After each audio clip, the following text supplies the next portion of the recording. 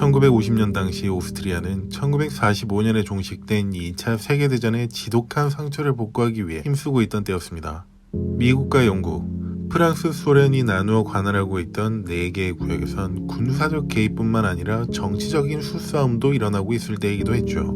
그리고 1951년 8월 16일 수요일, 이런 오스트리아의 수도 비엔나에선 남자아이가 태어나 울고 있었습니다. 그 아이의 이름은 요한 잭 운터베거였죠. 전쟁통을 겪으며 이곳에서 술집 웨이트리스로 일하고 있던 19세인 테레시아 운터베거의 아들이었습니다. 오스트리아에서 미군이 관할하고 있던 지역에서 일하던 그녀는 잭 베커라는 이름의 군인을 만나 하룻밤을 보냈을 때 그 아이가 생겼었지만 동시에 절도죄로 수감 생활을 시작한 이후로 감옥에서 아이를 출산할 뻔하기도 했죠. 하지만 당국에서는 그녀의 몸 상태를 우려해 석방시켜줬고 다행히도 산파에게 맡겨져 출산할 수 있었죠. 그리고 요한이 태어난 지 3년이 지났을 때 테레시아는 짤츠부르크에서 도널드 반 블라콤이라는 미군과 결혼하여 지내기 시작했습니다. 전쟁의 후유증에서 정신없이 복구되어 가고 있던 오스트리아에서 요한과 테레시아는 잘 살아가는 듯 보였습니다. 그런데 어느 날 테레시아는 상점에서 절도한 혐의로 체포되어 감옥에 수감되었습니다.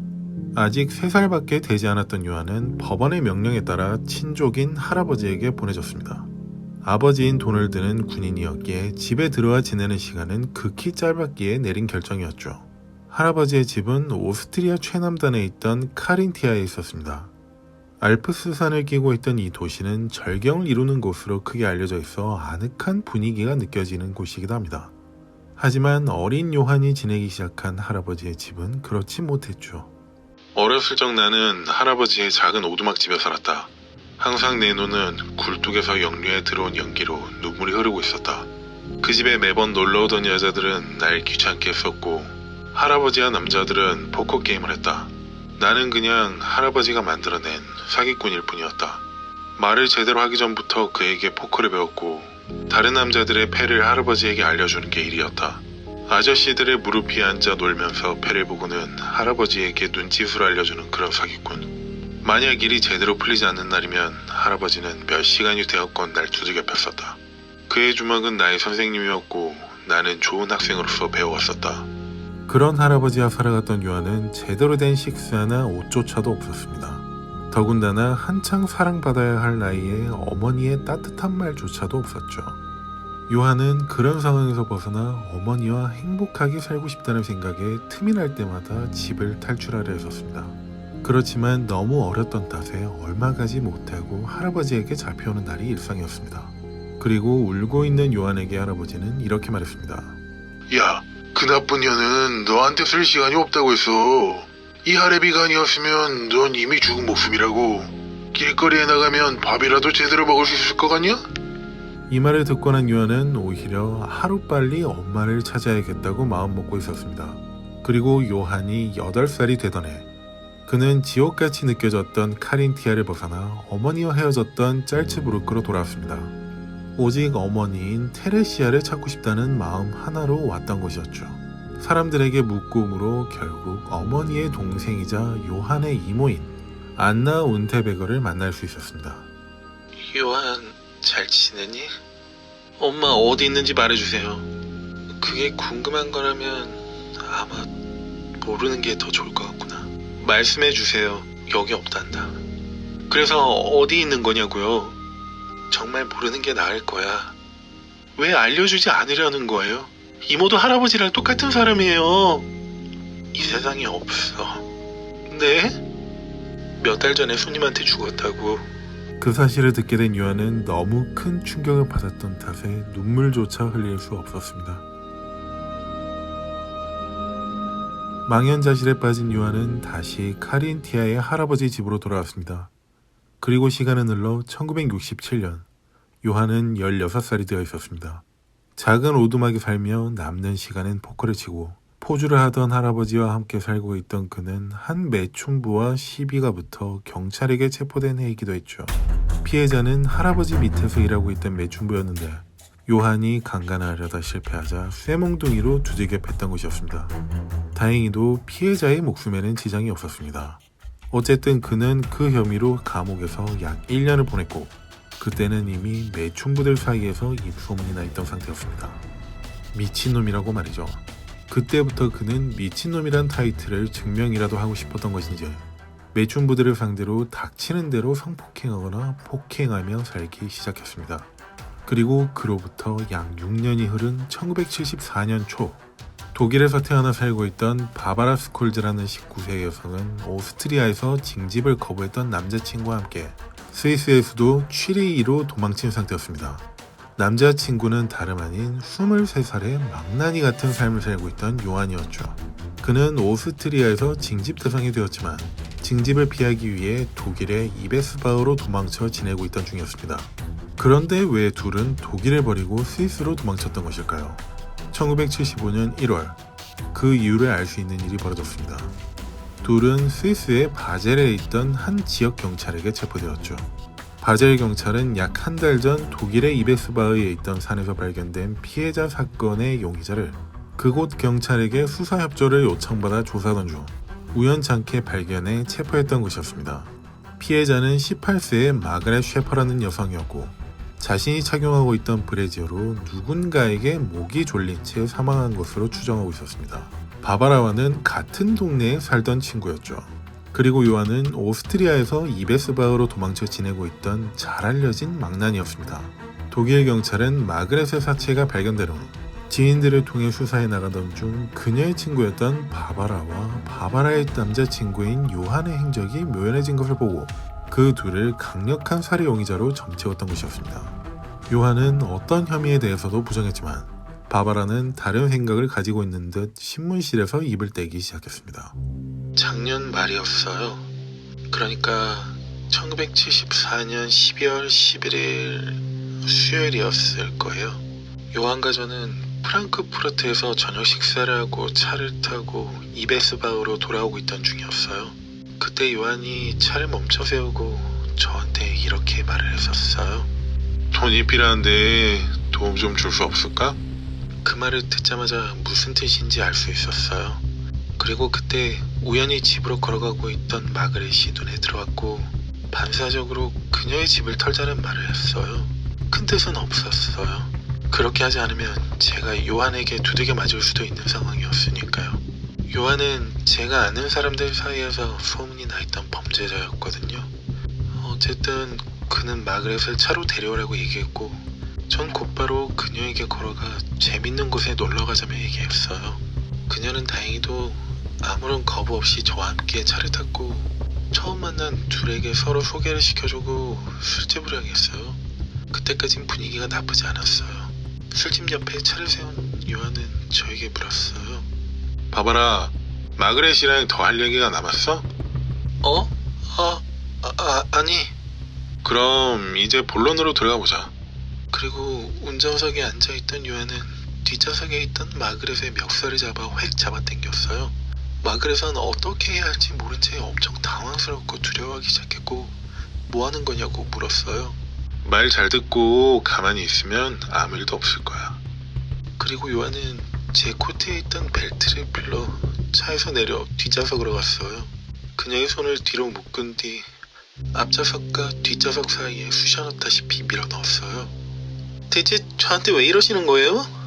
아까 말했을 텐데 말 잘 듣고 가만히 있으면 아무 일 없을 거라고. 요한은 마그렛의 지갑을 뒤져서 30마르크와 그녀의 집 열쇠를 찾아냈었어요. 그리고 그는 집에 더 돈이 있는지 물었고 100마르크가 옷장에 있다고 했었어요. 저희 곧장 그녀의 집 앞으로 가 차를 세웠고 제가 마그렛의 집으로 들어가 옷장에서 100마르크와 옷들을 챙겨 나왔어요. 옷은 트렁크에 넣고 전 앞좌석에 탔어요. 요한은 돈을 달라고 했고 전 곧바로 돈을 건네줬죠. 그리고 가까운 주유소로 가서 기름을 넣으려고 차를 다시 세우곤 요한이 이렇게 말했어요. 이제 네 친구가 사라져줘야겠어. 그 말을 뒷좌석에 있던 마그렛이 듣고는 울음을 터뜨리며 살려달라고 애원하기 시작했었어요. 제발 살려주세요. 시키는 대로 했잖아요. 아무한테도 말하지 않을게요.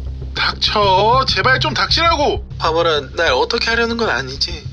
부탁이야. 날 좀 살려주라고 설득해줘. 약 1시간 정도 차를 타고 가면서 그녀는 다 좋으니까 적어도 뒷좌석에 제대로 앉혀달라고까지 빌기 시작했어요. 거기서 만약 제가 손가락이라도 까딱했다면 요한이 가만히 있지 않을 걸 잘 알았기에 그냥 가만히 있었어요. 그렇게 저희는 헤르브론에 도착했고 요한은 깊은 숲이 있는 곳을 알고 있는지 물었어요. 그래서 한 숲으로 안내했고 약 20분이 더 지나서 도착할 수 있었어요. 마그렛이라고 했나? 1시간이 넘는 동안 내 말을 한마디도 듣지 않았어. 옷 모두 벗어. 제발 살려주세요. 시키는 건 뭐든지 다 할게요. 그냥 여기서 이렇게 버려두고 가셔도 누구한테도 말하지 않을게요. 봐봐라, 날 어떻게 할 생각은 아니지? 응? 우린 가장 친한 친구잖아. 난 잘 모르겠어. 요한은 그런 상황을 더 이상 보고 싶어 하지 않는 듯 보였어요. 뒷좌석으로 가 그녀를 발로 차고 얼굴을 주먹으로 때리기 시작했어요. 그리고 조용해지자 손을 묶고 있던 벨트를 풀어주고 옷을 모두 벗겼죠. 그리고 요한은 차에서 내려 반대편 문으로 걸어갔고 그렇게 걸어가는 몇 초 동안 바바라는 저에게 물었었어요. 바바라, 부탁이야. 제발 날 도와줘. 요한이 나한테 원하는 게 대체 뭔지 알려줘. 하지만 전 어깨를 으쓱할 수밖에 없었어요. 그렇지 않으면 마그렛이 제가 될 수도 있었으니까요. 너무 무서웠어요. 그리고 반대편 문을 벌컥 여는 순간 그의 눈빛을 보고 마그렛에게 무슨 일이 일어날지 알게 되었어요.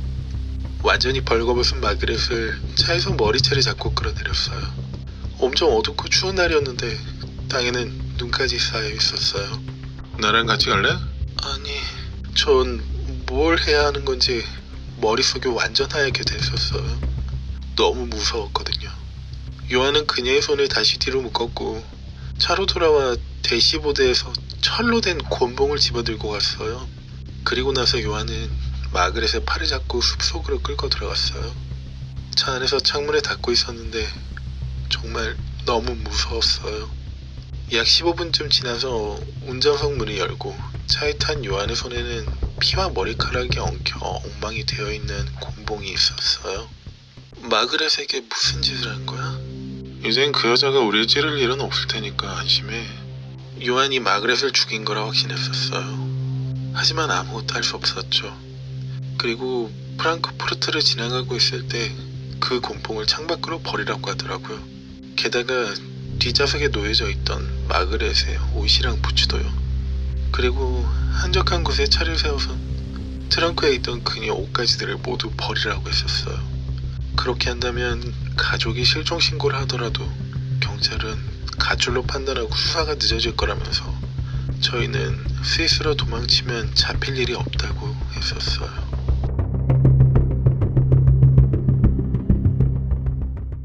오스트리아 검찰은 바바라의 증언으로 그를 마그렛의 강력한 살해 용의자로 단정짓고 한 건의 살인 혐의로 기소하였습니다.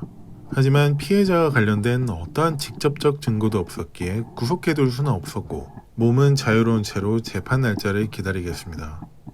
그렇게 풀려난 지 약 1년이 지났을 1976년 1월 1일 25세가 된 요한은 마그렛을 곤봉으로 잔인하게 폭행 및 성폭행한 뒤 속옷을 이용해 목졸라 죽인 혐의로 재판을 받게 되었습니다. 그런데 1년 전 기소되었을 때와는 상황이 조금 달라져 있었습니다. 한 건의 살인 혐의가 더 추가되어 있었기 때문이었죠. 추가된 희생자 이름은 마르시아 호베스. 마그렛이 발견된 지 약 한 달 뒤에 오스트리아의 짤츠부르크에 있던 볼프강호스 근처에서 발견되었었죠. 발견 당시 그녀는 알몸 상태로 속옷으로 목이 졸려 있었습니다. 게다가 둔기로 맞은 듯한 외상이 머리에 있었죠. 마그렛이 사망했을 때 당한 범행 방식과 매우 흡사한 것을 확인한 오스트리아 검찰은 요한이 추가적인 범죄를 저질렀을 거라 판단한 뒤 추가 기소 후 재판에 임했던 것이었습니다. 그리고 재판 결과는 한 건의 살인만 인정되어 종신형을 선고받게 되었습니다. 마르시아 사건에 대한 부분은 직접적인 증거뿐만 아니라 증인이나 목격차조차 없었기 때문에 혐의 없음으로 인정되었고 한 건의 살인만 유죄를 인정받았던 것이었습니다. 결국 그렇게 수감된 요한은 많은 사람들의 바램처럼 죄를 뉘우치며 평생을 보냈을까요? 그렇게 보이진 않았습니다. 1990년 5월 23일 수요일 약 15년 동안 수감 생활을 하고 있던 그가 가석방되었기 때문이었습니다. 종신형을 선고받았던 요한이 이렇게 빠른 시간 안에 가석방이 될 수 있었던 배경은 이러했습니다. 그가 수감된 지 8년이 지났던 1984년 33세의 요한은 그동안 감옥 내에서 사귄 미국인 친구들과 친하게 지내고 있었습니다. 그 친구들에게 요한은 여러 가지 영향을 받아 단편 소설, 시, 연극 대본, 자서전 등을 써내려갔었죠. 그렇게 쓰여진 것들 중 2개의 자서전인 연옥, 감옥에서의 여정, 감옥에서의 종착역이 정식으로 출판사와 계약되면서 베스트셀러로 선정되기까지 했죠. 요한이 썼던 이 자서전들은 오스트리아의 많은 사람들에게 감명을 줬고 감옥이 존재하는 본질적인 목표에 도달했다고들 말하기 시작했었습니다. 교화가 성공했다는 것이었죠. 악랄한 범죄를 저질러 종신형을 받았지만 비교적 이른 나이에 교화가 성공적으로 진행되었고 그로써 사회에 나서 문학예술 활동을 하는데 전혀 문제가 없다고 전문가들은 떠들기 시작했었습니다. 그렇게 떠들던 사람 중 한 명은 오스트리아의 극작가인 엘프리드 엘리네크도 있었죠. 그녀는 추후의 일이었지만 2004년에 노벨문학상을 수상했을 뛰어난 작가였습니다. 그중 한국에서 가장 알려진 건 1983년도에 출판했던 소설 피아노 치는 여자가 있습니다. 영화 피아니스트의 원작 소설이죠. 어쨌든 요한의 예술성을 옹호하며 그를 석방하려는 운동이 예술계에서 유행처럼 번지기 시작했었고 베스트셀러로 선정된 지 6년이 지난 1990년 5월 23일 수요일에 수많은 오스트리아 예술가들의 청원 덕분에 가석방이 될 수 있었던 것이었습니다. 오스트리아에는 종신형을 선고받은 수감자는 최소 15년 이상의 복역을 마쳐야 가석방이 된다는 법이 있었기에 1990년도에 석방될 수 있었죠. 그렇게 석방된 요한은 자신이 상상하지도 못할 정도로 이미 대스타가 되어 있었으며 그의 주변엔 오스트리아 전역에서 찾아온 그를 만나고 싶어하는 사람들로 북적였습니다. 오스트리아에서 어딜 가나 그를 알아보지 못하는 사람은 없을 정도였죠. 그리고 오스트리아 전역에 있던 상류층 클럽의 파티에서도 요한이 빠지는 일이 없었습니다. 그 영향력은 TV 프로그램에서도 마찬가지였습니다. 온갖 TV 프로그램에선 흰색 정장, 흰색 구두에 금팔찌, 금목걸이, 금반지를 하고 리무진이나 벤츠, BMW를 타고 다니는 그의 모습을 집중 조명했습니다. 그리고 오스트리아에서 그를 바라보는 시각은 전혀 다른 2가지로 나뉘어져 있었습니다. 먼저 저명한 예술가 집단이 만들어낸 교화에 성공한 범죄자라는 타이틀, 다른 하나는 여전히 야만적인 전과자라는 것이었죠. 정치계에서도 보수와 진보가 나뉘어져 있듯 여론에서도 그렇게 어울릴 수 없는 2가지가 공존하고 있었고 한 번은 TV 프로그램에 요한의 가석방 담당자가 나와 인터뷰를 했었습니다. 제가 요한을 처음 만난 건 그가 15살 때였습니다. 그는 제가 생각했던 것과는 달리 아주 예의 바르고 항상 깔끔한 외모에 매력적이었습니다. 남자인 제가 봐도 그랬는데 여자들은 어땠을까요? 재밌게도 같은 동네에 살던 많은 여자아이들은 그에게 항상 러브콜을 날리는 수준이었습니다. 망나니 같은 짓을 하고 다녔는데도 여자들이 항상 끊이지 않던 이유는 바로 여기에 있는 듯 보였습니다. 그가 써냈던 자서전에서 한 부분을 발췌해보자면 이런 부분이 있었습니다. 나는 사춘기 때부터 옷에 관심이 많았다. 13살이나 14살 정도였던 것 같다. 할아버지의 일을 도우면서 돈이 생길 때마다 정장이나 파티용 재킷을 사입고는 여자들을 꼬셔 노는 게 너무 좋았다. 특히 디스코 파티에서 내 의상은 더욱 돋보일 수 있었기에 만족스러웠다. 어렸을 때부터 이런 욕망이 있었던 요한은 석방된 후 스타가 되어있던 위치를 더욱 즐기기 위해 흰색 실크로 된 정장과 흰 가죽 구두, 금 액세서리로 치장하고 다녔던 것이었죠. 그리고 한편 1990년 9월 15일 토요일 아침 체코슬로바키아의 프라하에 있는 블타바강에서 한 젊은 여성의 끔찍한 시신이 발견되었습니다. 강가를 산책하고 있던 젊은 부부에게 발견되었던 것이었죠. 곧 현장으로 출동했던 중앙체코 경찰의 야로슬라프 흘라바츠 형사팀장은 그 여성의 모습을 보고 충격을 먹을 수밖에 없었습니다. 무릎까지 오는 회색 스타킹과 손가락에 끼워져 있던 금색 반지를 제외하고는 나체 상태로 다리가 활짝 벌려진 채 얕은 개울가에 누워 있었습니다. 피해자가 발견될 것을 우려했던 것인지 꺾어놓은 듯한 자그마한 나뭇가지 조각들이 그녀의 다리 위에 놓여져 있었습니다. 게다가 특이하게도 엉덩이엔 칼로 찌른 자상 1개가 확인되었습니다. 딱 1개만 있을 뿐이었죠. 그리고 그녀의 목에는 끈과 손으로 조른 듯한 압박끈이 남아있었지만 그녀의 목을 졸랐을 것으로 예상되는 끈 같은 범행 도구는 현장 어디에도 보이지 않았죠. 그 외에도 그녀의 나머지 옷가지들, 지갑과 같은 신원을 특정할 수 있을 만한 모든 것들도 없는 상태였습니다. 그 이후로 피해자의 신원을 파악하기 위해 언론사의 협조를 요청하였습니다. 피해자의 사진은 프라하 전역으로 퍼져나가기 시작했고 피해자가 발견된 지 하루가 지났을 때 남편으로 보이는 사람에게 제보가 왔습니다. 자신의 아내인 블랑카 보코바라고 말이죠. 남편을 경찰국으로 불러 피해자에 대한 신원을 파악한 결과 지극히 평범한 여성으로 확인되었습니다. 2명의 자녀와 남편이 있는 정상적인 가정이었고 정육점에서 일하던 여성이었죠. 아내가 그저께 정육점에서 퇴근하고 친구들을 만나고 온다면서 전화통화를 했었어요. 최근 들어 금요일 밤마다 약속이 있는 듯 보였는데 그렇게 큰 의심은 하지 않았거든요. 오히려 밤길을 조심해서 다니라며 얘기했었으니까요.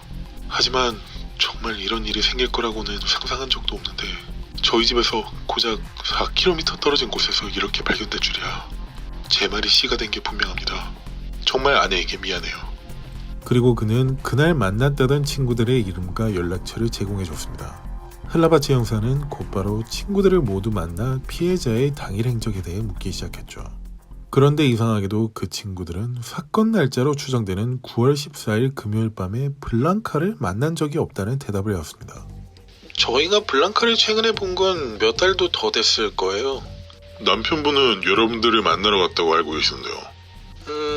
그럼 블랑카가 남편한테 거짓말했었나 보네요. 아, 방금 생각난 게 있는데 몇 달 전에 블랑카가 같은 동네에 살고 있던 다른 친구에게 들었던 거예요. 어떤 거죠? 금요일 밤마다 바칠라프 광장에서 매춘 남성을 만나는 걸 봤다는 거였죠. 처음엔 바람 피는 거라 생각했는데 매주 남자들이 바뀌는 걸 보고 매춘하고 있다고 생각했대요.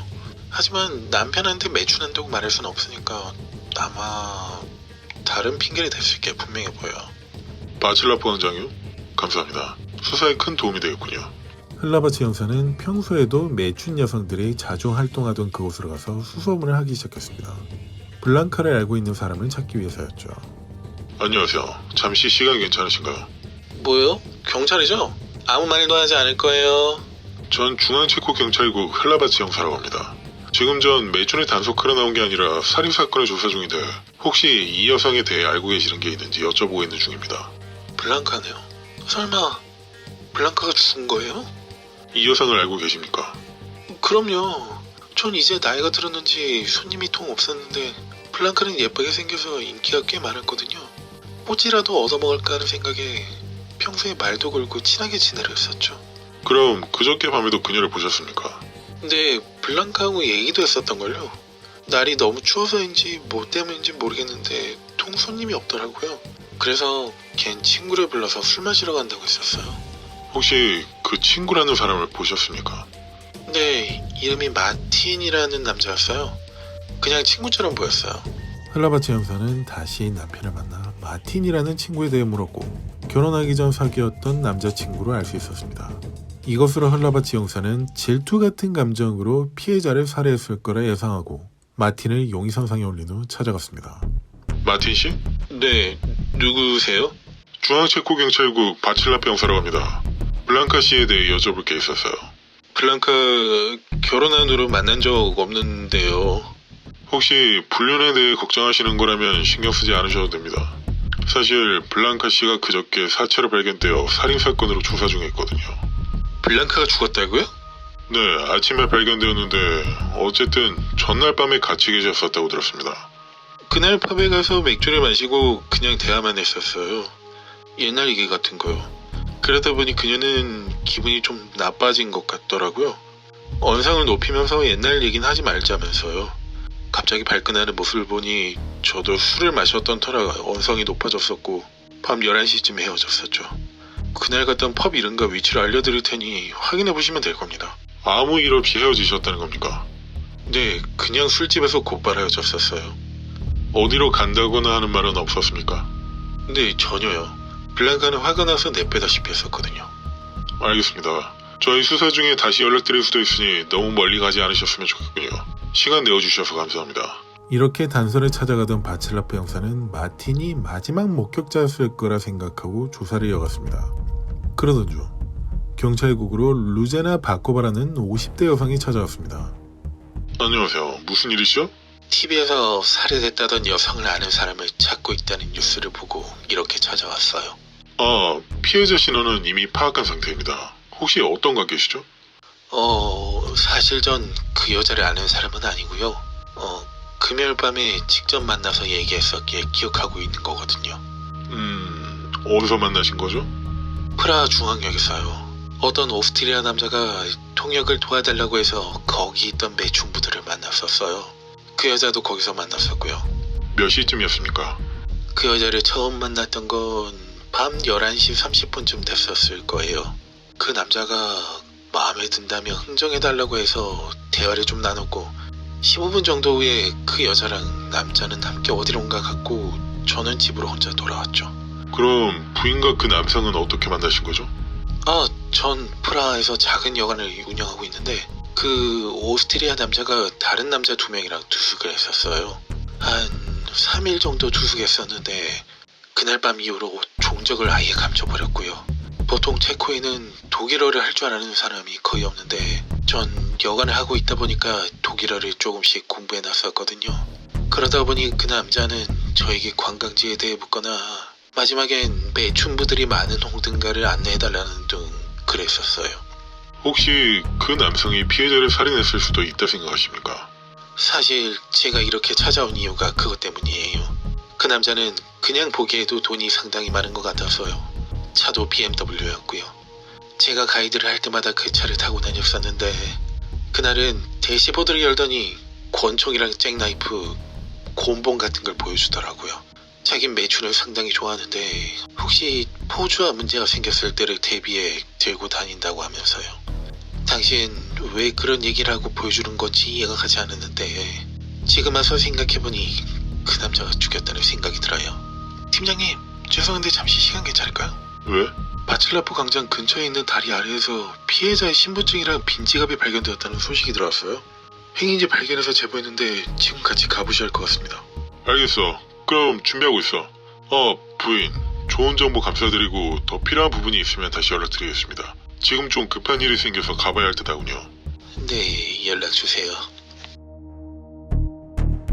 한편 비슷한 시점인 1990년 9월 요한은 자신의 베스트셀러인 연옥 감옥에서의 여정이 영화화되고 있다는 소식을 전하기 위해 오스트리아 및 근처의 많은 나라들을 돌아다니며 TV 프로그램에 출연하여 홍보 중이었습니다.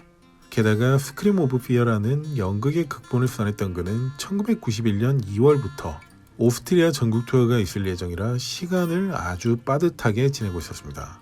그리고 1990년 10월의 어느 날 오스트리아의 수도 비엔나에서 지내고 있던 18세의 캐서리나 밀러 양은 부모님과 공원을 산책 중이었습니다. 그런데 갑자기 어디선가 달려오는 셰퍼드를 마주하게 되었고 놀란 그녀의 가족은 모두 도망치려 했습니다. 하지만 그 셰퍼드는 엄청 순했던 것인지 카트리나에 안겨 얼굴을 핥기 시작했죠. 다만 덩치가 컸다 보니 조금 버겁게 느껴질 뿐이었습니다. 이어서 개주인을 공원을 돌며 찾아보았지만 어디에서도 보이지 않았고 결국엔 유기견 보호시설로 문의하여 등록 후 주인이 나타날 때까지 자신이 직접 돌보기로 결정했습니다. 어렸을 적부터 개를 키우고 싶어 했던 그녀는 부모님의 반대로 단 한 번도 키워본 적이 없었는데 그런 기회가 생겨 너무도 기뻐하고 있었죠. 그리고 며칠 후 개의 주인으로 보이는 사람에게 연락이 왔습니다. 그는 독일 프랑크푸르트에서 열린 국제도서전에 참석하고 집으로 온 요한 잭 운터베거였습니다. 그리고 캐서리나의 가족과 요한은 개를 발견했던 그 공원에서 만나게 되었죠. 조이, 이리 오렴. 잘 지냈니? 정말 감사합니다. 집으로 돌아와 보니까 조이가 없어서 노심초사하고 있었는데 천사 같은 여러분께서 찾아주시니 너무 좋네요. 아니에요. 오히려 제가 더 좋은 시간을 보낼 수 있어서 너무 좋았어요. 요한의 모습을 처음 본 캐서리나의 부모님은 그의 외모와 말투에서 나오는 매력을 느끼고 함께 산책을 즐기며 대화를 나누고 싶다며 제안해왔습니다. 어떻게 보답을 해야 할지 괜찮으시다면 저녁 식사를 대접해도 될까요? 괜찮아요. 많이 바쁘신가 봐요. 딸한테 들었는데 프랑크푸르트에 다녀오셨다고요? 네, 그냥 변변찮은 책 하나 썼었는데 그 덕분에 요즘 너무 바빠서 조회를 신경 쓰지 못했네요. 작가시군요. 아, 여기 명함을 드릴게요. 제 이름은 요한 운테베거입니다. 혹시 그 요한 씨인가요? 베스트셀러 작가? 네, 맞습니다. 이렇게 알아주시니 왠지 민망하군요. TV나 신문에서 이름이 나오는 걸 종종 봤었어요. 그런데 저흰 책을 잘 읽지 않아서 얼굴을 몰라 뵀었네요. 미안해요. 이들은 이런 화기애애한 분위기에서 산책하며 대화를 나누고는 조이를 데려가고 싶다면 지금이라도 데려가도 된다고 얘기했습니다. 하지만 최근 들어 바쁜 일이 많아서 괜찮다면 더 봐달라고 요청했죠. 그리고 다음날 캐서리나의 아버지는 그녀를 불렀습니다. 캐서리나, 네가 알아야 될 게 있다. 조이의 주인이라고 하던 요한 씨 말이야. 그에 대한 정보를 찾아보니 사람을 잔인하게 죽여서 복역했던 사람이라 하더구나. 걔를 빌미로 너에게 단둘이 만나자고 연락해오면 절대로 단둘이 있진 말거라. 그리고 며칠 후 하교하고 있던 캐서리나에게 요한이 찾아와 저녁 식사를 하자며 제안하였습니다. 그녀는 아버지가 한 말을 기억하고 있었기에 근처 레스토랑에서 식사를 하자는 대답을 했죠. 그리고 그녀는 집으로 가 조이를 데리고 약속 장소인 공원으로 나갔습니다. 오, 조이를 데리고 나왔군요. 이젠 저보다 새로운 주인이 더 좋은가 봐요. 제 손길을 피하고 있어요. 아, 그렇죠. 이제 아예 제가 키워버릴까봐요. 그럼 식사 전에 잠시 산책 좀 할까요? 둘은 산책을 시작했고 이런저런 대화를 하다 요한의 입에서 어떤 말 한마디가 나왔습니다. 조이가 아닌 당신을 묻고 싶네요. 그녀는 단순히 농담일 거라 생각하고 웃으며 넘겼고 얼마 후 레스토랑에서 식사를 했습니다. 우리 집에서 식사한다면 더 근사한 대접을 해줄 수도 있었을 텐데 여긴 생각보다 별로네요. 그렇죠. 사실 여기 그렇게 좋아하는 곳은 아니지만 분위기가 좋아서 가족들이랑 가끔 오곤 하는 곳이에요. 그리고 몇 시간 후 머리야. 여기가 어디죠? 저희 집이에요. 포도주를 너무 많이 마셨는지 정신을 못 차리는 것 같길래 여기로 데려왔어요. 혹시 절 묶어놨었어요? 그럴 리가요. 캐서리나는 손목과 발목, 목에 무언가에 묶여있던 통증이 느껴지고 있었고 그가 그렇게 대답을 할 때 입꼬리가 올라가는 것을 보고 무언가 잘못된 거라 생각했습니다. 공포심이 느껴질 정도로 불안해진 그녀는 다급히 옷을 챙겨 입고 집으로 도망치다시피 나오게 되었습니다. 그리고 그녀는 같은 학교의 남자친구와 교제를 시작하며 요한과 멀어지기 시작했고 이듬해 2월부터 그의 연극인 스크림 오브 피어가 전국 투어를 시작했을 때 그와 완전히 멀어질 수 있었습니다. 그리고 한편 프라하에서 블랑카의 사체가 발견된 지 약 4달이 지난 1991년 1월 5일 토요일 오스트리아에서 두 번째로 큰 도시인 그라츠의 아침해가 떠올라 많은 사람들의 눈을 부시게 하고 있는 주말의 시작이었습니다. 울창한 숲으로 일찍 놀러간 동네 아이들은 신나게 모험놀이를 하며 놀고 있었죠. 그러던 중 한 아이는 작은 개울가에서 수상한 작은 봉우리를 발견했습니다. 나뭇가지로 쌓여져 있던 얼핏 보면 그냥 흙더미처럼 보일 수도 있었지만 숲에서 항상 놀던 그 아이는 그게 아니란 것을 눈치챘던 것이었죠. 가까이 다가가 보니 한 나체의 여성 사체가 나뭇가지에 덮여 있다는 것을 알 수 있었습니다. 혼비백산한 아이들은 곧바로 그라츠 경찰서로 뛰어가 신고를 했고 곧 현장으로 출동한 형사들과 경관들은 피해자의 상태를 확인했습니다. 피해자 여성은 나체로 손가락에 낀 반지를 제외하고는 아무것도 없는 상태였습니다. 근방에도 지갑이나 옷가지 같은 신원을 특정할 수 있는 그 어느 것도 없었죠. 그리고 특이한 점은 한쪽 엉덩이가 들짐승에 의해 먹힌 상태였다는 것이었습니다. 다른 곳은 모두 멀쩡했지만 그곳만 먹은 것으로 보아 해당 부위에 흉기로 인한 상처가 있었을 것으로 예상할 수 있었죠. 당시 피해자 부검을 담당했던 검시관에 의하면 상당히 추운 날씨 덕분에 시체가 그나마 보존될 수 있었고 목에 둘러져 있던 속옷 조각을 보아 그것으로 목이 졸려 사망했을 거라 추정했습니다.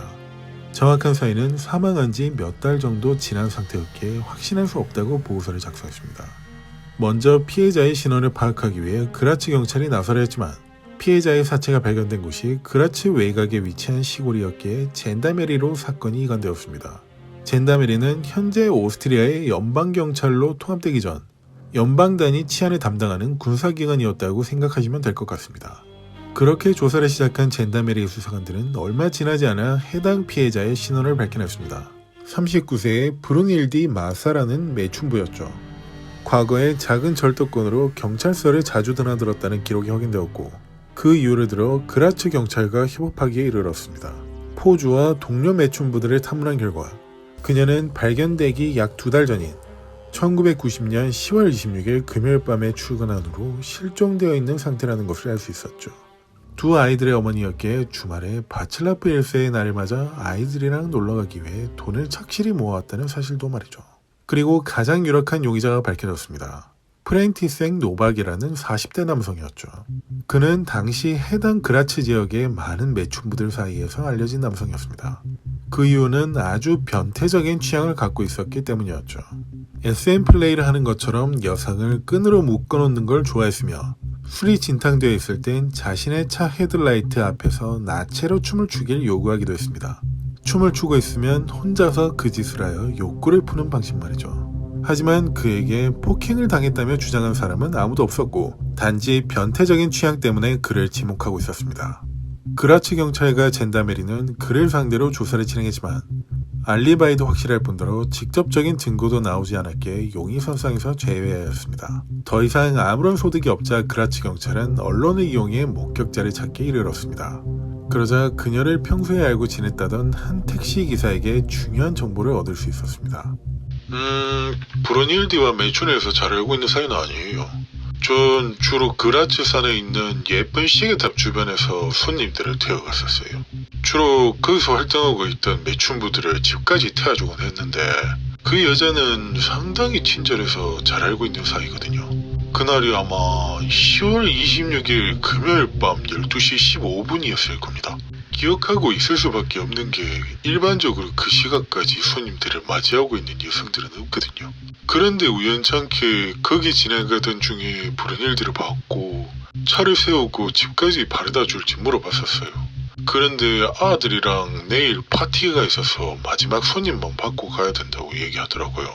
너무 늦은 시각이라서 그냥 탑 근처에서 기다리고 있을 테니까 정 손님이 오지 않으면 와서 타고 가라고 했고 근처에 차를 세워놓고 라디오를 듣고 있었죠. 근데 한 5분 정도 지나니까 BMW 한 대가 와서 그 여자를 태워가더라고요.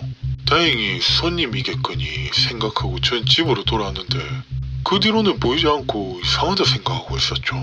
그런데 이렇게 발견될 줄이야. 너무 불쌍한 여자입니다. 그리고 얀 씨는 BMW의 넘버를 기억하진 못하지만 흰색이었다고 증언해줬습니다. 수사에 탄력을 받은 그라츠 경찰과 젠다메리는 다시 수사를 이어갔지만 아무런 소득 없이 시간은 2달이 흘러갔습니다. 그리고 브룬일디의 사체가 발견된 지 약 2달이 지난 1991년 3월 8일 금요일 밤 그라츠 경찰서로 한 매춘부의 실종 신고 전화가 들어왔습니다.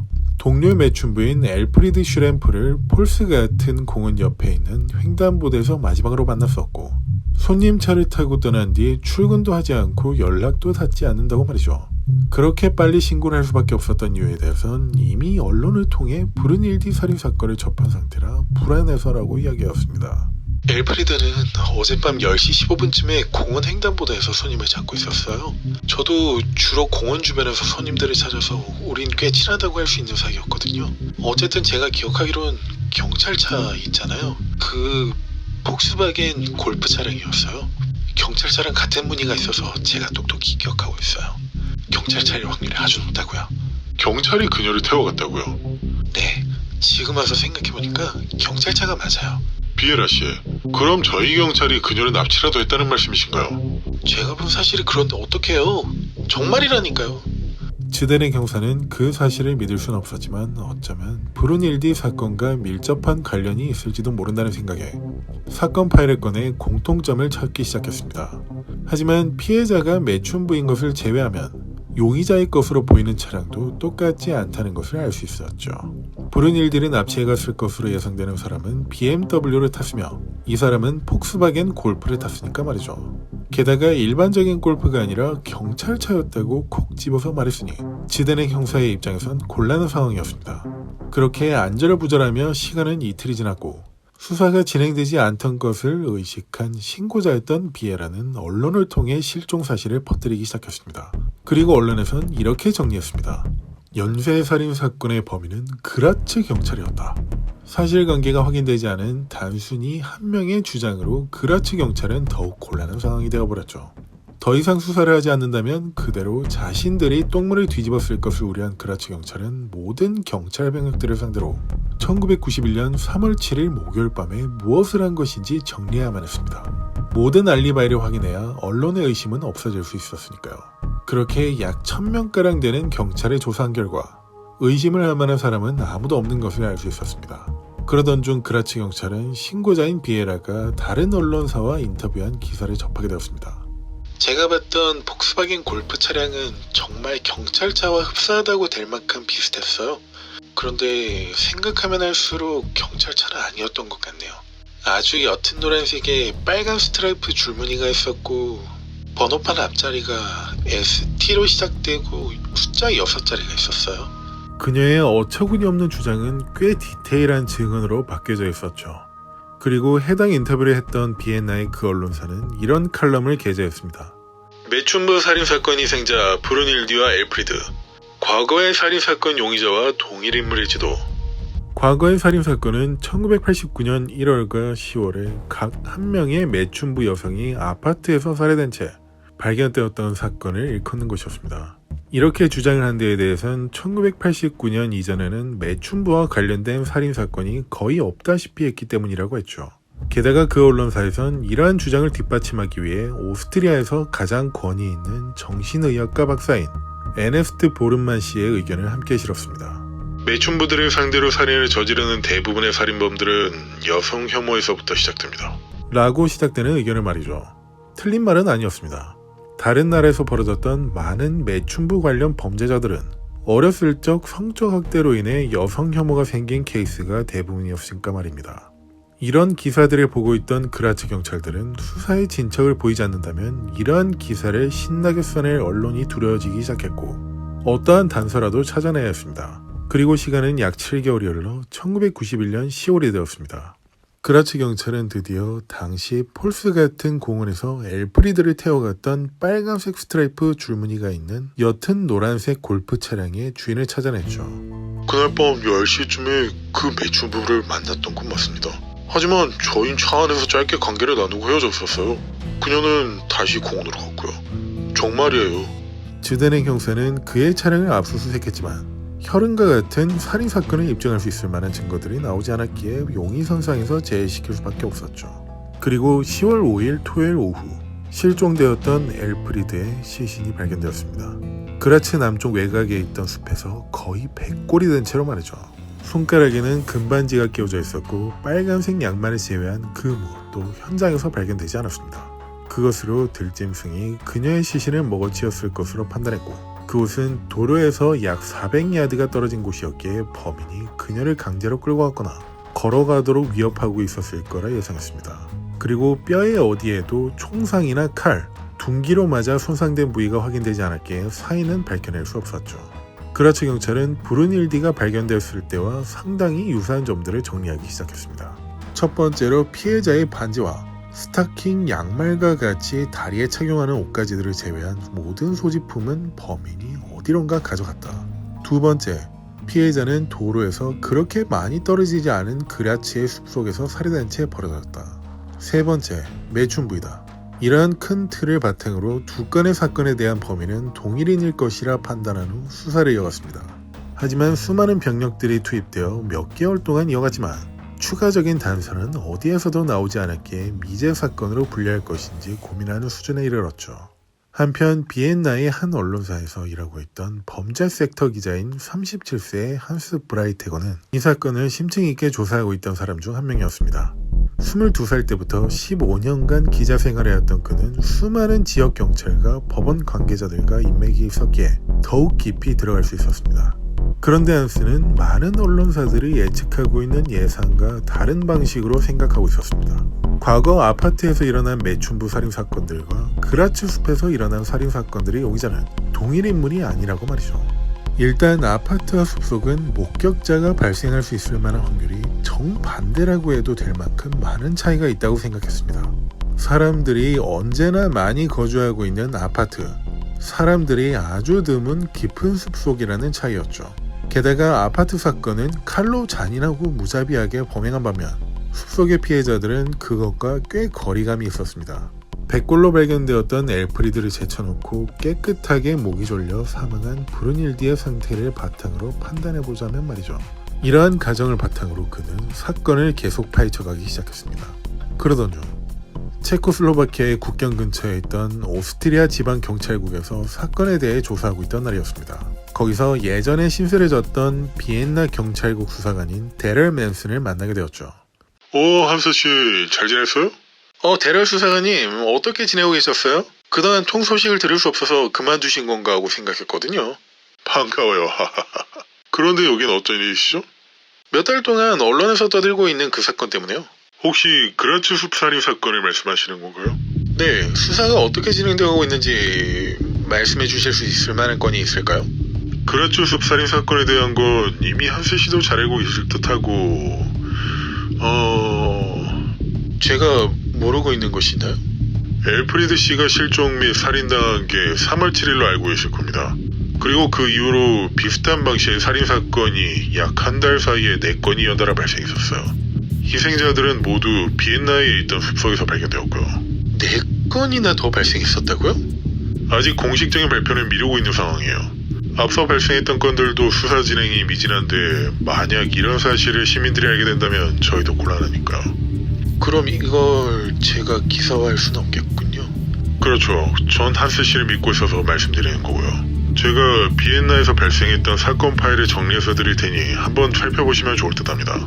저희는 인원도 한정되어 있고 가장 중요한 건 기자님처럼 자유롭지 못하다 보니 도움을 받을 수도 있을 듯 하니까요. 그럼 혹시 용의자는 확보되었나요? 아니요.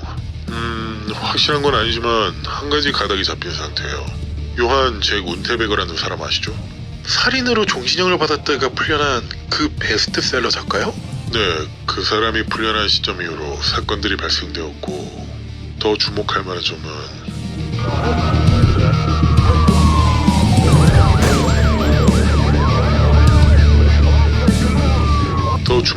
점은 연극 투어를 그라츠와 비엔나에서 하고 있던 시점에 살인사건들이 발생되었다는 겁니다. 그래요? 게다가 과거에 저질렀던 사건 현장과 상당히 유사해요. 스타킹이나 양말, 반지 정도를 제외한 그 무엇도 현장에 피해자의 소지품이 없다는 점이요.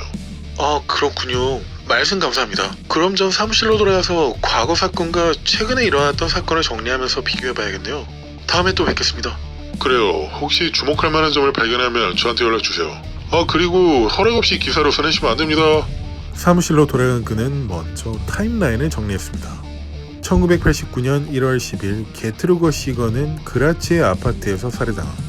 1989년 10월 27일 게를린드 로젠크린츠는 그라츠의 아파트에서 살해당함. 1990년 5월 23일 요한은 감옥에서 풀려나 오스트리아의 비엔나에 정착. 1990년 10월 26일 브룬힐디는 그라츠 외곽의 숲에서 살해당함. 1991년 3월 7일 엘프리드는 그라츠 외곽의 숲에서 살해당함. 1991년 4월 8일 실비아 자글러는 비엔나 숲에서 살해당함. 1991년 4월 16일 사비나 모이치는 비엔나 숲에서 살해당함.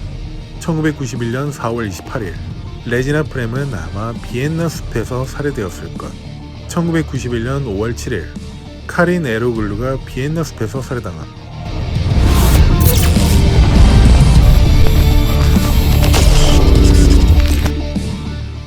그리고 1991년 10월 22일 화요일 용의자로 지목된 요한을 조사하기 위해 비엔나 경찰서 데럴 맨슨 영사는 그를 소환했습니다. 안녕하세요. 요한 운테베거 씨. 바쁘신 와중에 이렇게 와달라고 부탁드렸는데 흔쾌히 자리해 주셔서 감사합니다. 아니에요.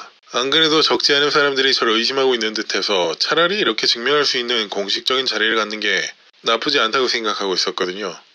바쁘실 테니 짧게 몇 가지만 여쭤보도록 하죠. 1990년... 잠시만요. 제가 정리해온 노트가 있는데 어디 보자. 여기 있군요. 제가 9월 3일에 지인에게 처음으로 경찰에게 의심을 받고 있다는 소식을 전해 듣고 지금까지 경찰 측에서 궁금해할 만한 내용들을 쭉 정리해왔어요. 차라리 이걸 읽어드리고 추가적으로 궁금한 부분이 있으시면 따로 질문하시는 게 어떠실지 궁금하군요. 좋습니다. 그럼 먼저 읽어주시겠습니까? 네, 전 1990년 1월 11일부터 1991년 3월 25일까지 두 편의 연극 작품의 배우와 감독으로서 집중적으로 활동했습니다. 그리고 4월부터 몇 달 동안 비엔나에 머물렀고 대부분의 시간은 집에서 일하는 데 보냈습니다. 정확하게 언제인지는 모르겠지만 그때쯤 동독에 들렀다가 어머니가 살고 계시는 미넨으로 여행을 떠났습니다. 그리고 제가 갖고 있는 차량은 폭스바겐 파사트입니다. 번호판은 WJACK1이고요. 운전면허증은 없지만 운전연수원에서 수업을 들었고 1992년 2월에 면허증을 취득할 예정입니다. 그래서 직접 운전을 하진 못했고 항상 운전기사를 통해 이동했습니다. 그리고 매춘부 살인 사건에 대해 라디오 프로그램을 준비하기 위해 6월 4일 저녁에 경찰을 통해 도움을 받았습니다. 전 매춘부나 포주와 접촉한 적이 전혀 없습니다. 이런 매춘부 살인 사건이 벌어졌더라도 절 고발할 수는 없을 겁니다. 정신의학 전문가를 통해 안정되어 있는 심리 상태를 증명할 수 있고 예전과 같은 비러한 삶과는 180도 달라져 있는 환경 덕분에 그런 범죄를 저지를 이유도 없습니다. 이런 제 직업에 너무 감사하며 살고 있습니다. 게다가 예전처럼 약이나 술도 전혀 마시지 않습니다.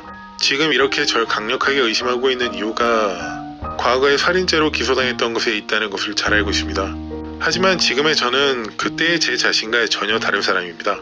그리고 그때의 경험으로 얻은 교훈도 잘 기억하고 있습니다.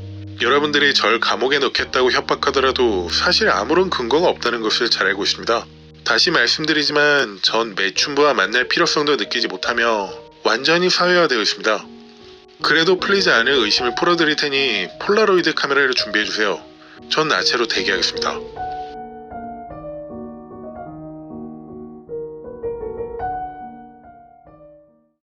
요한이 오스트리아에서 조사를 받기 4달 전인 1991년 7월 11일 목요일 아침 10시 12분 LA에선 일식이 시작되고 있었습니다. 시간이 지나감에 따라 달은 태양을 덮어가며 마치 세기 말과 같은 분위기를 내고 있었죠. 그리고 그 시각 LA 카운티 보안강국으로 한 다급한 신고 전화가 들어왔습니다. LA 카운티 보안강국 911 센터입니다. 무엇을 도와드릴까요? 여기 시체가 있어요. 위치가 어떻게 되십니까? 여기 말리부 캐년 로드에 있는 그 언덕 쪽이에요. 정확하게 말씀해주세요. 아니 시체가 있다니까 일단 와보라고. 지금 경관들을 통해 출동 요청한 상태입니다. 정확한 위치를 알려주셔야 합니다. 아니 시체가 있다고. 시체 진짜. 여보세요? 말리부에서 LA 다운타운 방향 캐널 로드를 가다 보면 바닷가에 인접해 있는 꽤 높은 언덕이 있거든요. 작은 샛길로 들어오셔야 하는데 찾기 어려우실 테니 제가 도로번호로 나아가 손을 흔들고 있겠습니다. 그로부터 약 2시간 40분 후 결국 현장을 찾아낸 LA 카운티 보안강국 로니 랭캐스터 형사는 그들이 발견했던 사체를 발견하고 오바이트를 했습니다. 로니 경관은 10년 넘게 보안강국에서 일하며 총이나 칼에 살해된 사체를 많이 봐왔던 현장 일에선 베테랑이나 다름없는 사람이었지만 이미 벌레가 들끓고 있는 피해자의 모습을 보고는 충격을 받을 수밖에 없었죠. 그리고 그날은 로니 형사가 기억하고 있던 가장 더운 날들 중 하루였기에 시신의 상태가 빠르게 부패할 수밖에 없던 날이었습니다. 안녕하세요 선배님. 아침에 뵙고 또 뵙네요. 이 현장엔 제가 가장 먼저 도착했습니다. 누슨 피해자에게 참 미안하게 되겠네. 보자마자 오바이트를 하다니 말이야. 저도 그랬던 참이었습니다. 지금부터 약 2시간 전인 11시 51분에 도착했을 땐 이미 이런 상태였고요. 주변에서 피해자를 찾아볼 수 있을 만한 소지품이 전혀 발견되지 않았습니다. 그래? 일단 피해자를 좀 살펴보고 다시 얘기 좀 하지. 피해자는 벌레들이 꼬여 심하게 부패되고 있는 상태였지만 올라가 있던 티셔츠로 인해 나와 있던 가슴을 보고 여성이라는 것을 알 수 있었습니다. 얼굴은 이미 벌레들로 알아볼 수 없는 지경이었고 목에는 브래지어가 둘러져 있었습니다. 그것으로 미뤄보아 브래지어로 목이 졸렸을 것으로 예상할 수 있었죠. 그리고 티셔츠는 어깨까지 젖혀진 상태로 언뜻 보기에도 배는 부패가 진행되어 많이 부풀어 있었습니다. 입고 있던 청바지의 주머니는 모두 나와서 뒤집혀진 상태였고 지갑이나 신분증도 들어있지 않았습니다. 이반우슨 이제 사건을 해결해보자. 네? 신원도 밝혀지지 않았는데 어떻게 사건 해결해요? 네 생각에 여자가 홀몸으로 속옷이 벗겨진 상태로 이런 허허벌판에서 버려질 수 있다면 누가 그랬을 것 같아? 남자친구나 남편이요? 만약에 말이야 이 여자가 매춘부라면? 매춘부일 수도 있겠군요. 그래 이 자식아. 여기서 매춘부들이 활동하고 있는 곳까지의 거리가 약 25마일 정도 될 거야. 어차피 검시관이 피해자를 데려가서 신원을 확인할 테지만 우리가 그동안 놀 수는 없겠지? 대단하시군요. 그럼 놀지 말고 빨리 그곳으로 가서 매춘부들한테 실종된 사람이 없냐고 물어봐. 난 여기서 기다리고 있다가 검시관이 도착하면 얘기하고 움직일 테니까. 네, 지금 바로 가겠습니다. 그리고 몇 시간이 지난 오후 5시 20분이 되어 검시관이 현장에 도착해 시신을 수습해 갔습니다. 로니 형사는 그 사이 자신이 파악했던 범행 방식과 같은 부검 보고서를 작성할 때 참고할 수 있을 만한 내용들을 전해줬습니다. 그리고 다음날 아침 LA 카운티 보안강국 사무실에 있던 로니 형사는 크리스 존슨 부서장을 만났습니다. 야 로니, 방금 검시관 사무소에서 연락 왔는데 신원을 발견했다는 좋은 소식을 받았어. 지문으로 확인됐는데 직업을 한번 맞춰볼래? 설마? 그래, 매춘부라고 하더군. 자네가 예상했던 대로였어. 게다가 셀 수 없이 많은 체포 기록이 있다는 것도 말이야. 그럼 거기서 뭘 하다가 그렇게 죽었는지도 파악됐다고 하던 거야? 아니, 그건 자네 몫이야. 검시관이랑 한번 만나봐. 부검이 내일 아침 11시에 있을 예정이라더군. 그리고 다음날 아침이 되어 로니 형사는 검시관 사무소로 향했습니다. 로니, 현장에서 오바이트 했다는 소식을 뒤늦게 들었네. 괜찮다면 내가 진료를 좀 받을 수도 있는데. 죽을 것 같아서 입원이라도 해야 할 판인데 요즘 보안강국 보험이 형편없어서 참고 있네요. 뭐 건강한 것 같네. 어쨌든 피해자의 이름은 셰릴 롱이네. 그 피해자가 현장에 얼마나 오랫동안 방치되었는지 확인하기 위해 구더기 친구들이 먹어치운 조직 중 남아있는 것을 토대로 분석해했어. 그리고 거기에 있던 구더기 시체들을 바탕으로도 확인해봤지. 구더기 시체로도 판단이 가능합니까? 물론이지. 이게 바로 과학이라네. 어찌됐든 구더기 시체와 살아있는 표본들을 어제 법의학 곤충학자한테 보냈었는데 부검 결과와 함께 정리해보자면 4일에서 7일 전에 사망했다고 결론지었어. 그리고 거기서 살해된 건지 다른 곳에서 살해되어 버려진 건지는 현장 감식하는 자네들이 알아내야 하고 말이지. 이러한 정보들을 파악하게 된 로니 형사는 사무실로 돌아와 팀원들을 모아놓고 브리핑을 시작했습니다. 그리고 브리핑이 끝난 뒤 존 야보로 형사가 찾아왔습니다.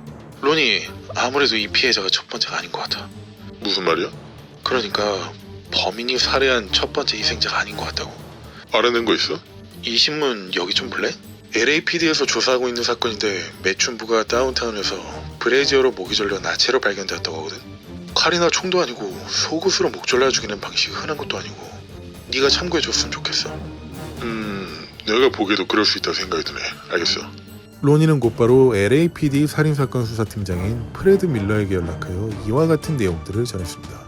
그러자 프레드 형사도 자신들이 계속해서 쫓고 있던 그 살인범이 확실하다며 협조를 요청했습니다.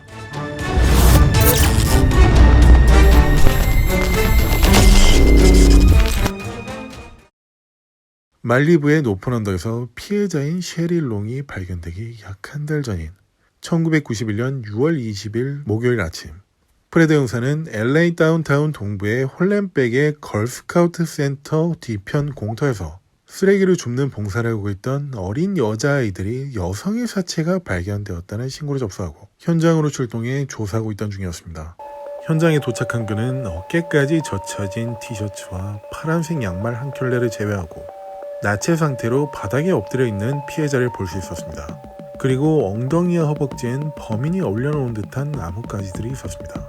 결정적인 사인으로 추측할 수 있는 목에 감겨진 브래지어도 확인할 수 있었죠. 소지품이나 나머지 옷들은 근방에 어디에도 보이지 않았고 검시관의 지문 대조 결과 신원이 밝혀졌습니다. 그녀는 35세의 셰넌 엑슬리였습니다. 다수의 성매매 혐의로 체포되었던 것으로 매춘부였을 거라 예상했죠.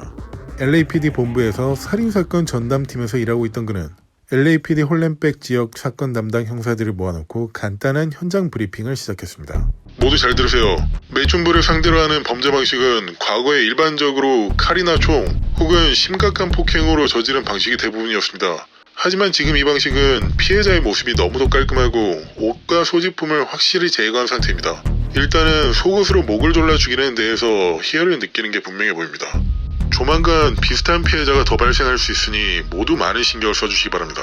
프레드 형사는 그날 밤 사건 현장 근처에서 영업을 하고 있던 많은 매춘부들을 만나 피해자와 관련된 정보들을 얻어냈습니다. 그 근처는 농산물 직영센터가 있던 곳으로 식료품을 장거리 배달하는 트럭 운전사들이 항상 드나들던 곳이었습니다.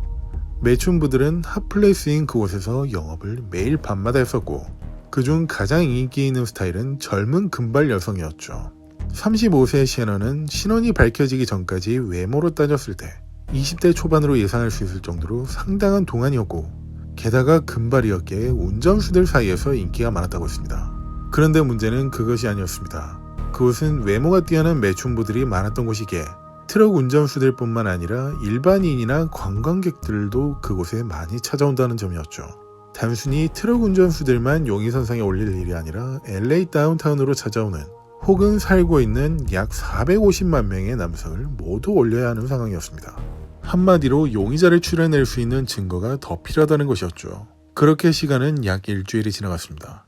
1991년 6월 30일 일요일, 프레드 형사는 사건을 조사하던 중 홀렘백에 있던 한 화물 주차장에서 발견된 여성 사체에 관한 기사를 접하게 되었습니다. 그리고 홀렘백에서 샤넬 사건을 수사하고 있던 윌리엄 데이비스 형사에게 연락하게 되었죠. 프레드 형사님, 안 그래도 연락드려야 할 것 같아서 정리 중이었는데 먼저 연락 주셨군요.